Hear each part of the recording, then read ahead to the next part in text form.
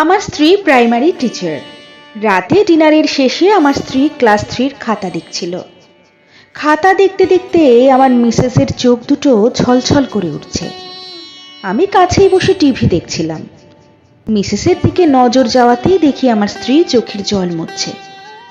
আমি অবাক হয়ে জিজ্ঞেস করলাম, কি হয়েছে, কাঁদছো কেন? আমার মিসেস বলল, ক্লাস 3-র পরীক্ষায় এক রচনা এসেছে, মাই উইশ। তো কাদার কি হলো? সব খাতাগুলো দেখলাম, সবাই ভালো লিখেছে। তো একজনের খাতা দেখে আর নিজেকে সামলাতে পারলাম না, চোখ দুটো জলে ভরে উঠল। আচ্ছা বলো, কি লিখেছে ওই বেবি? মিসেস রচনা পড়তে শুরু করলো। আমার ইচ্ছে আমি স্মার্টফোন হব। আমার বাবা মা স্মার্টফোন খুব ভালোবাসে, কিন্তু আমায় ভালোবাসে না।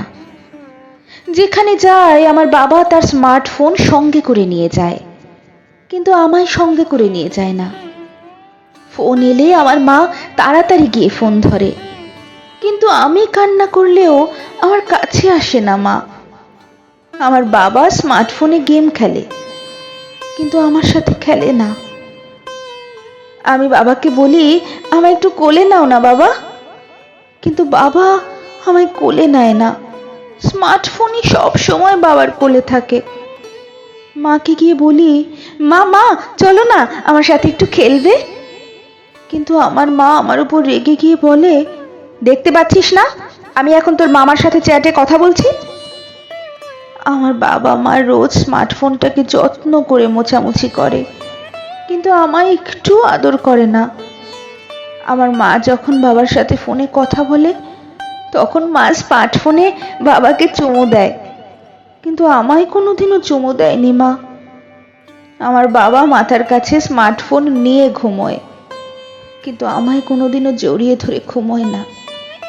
আমার মা রোজ 4-5 বার স্মার্টফোনটাকে চার্জে দেয়, কিন্তু মাঝে মাঝে আমায় খাবার দিতে ভুলে যায় মা।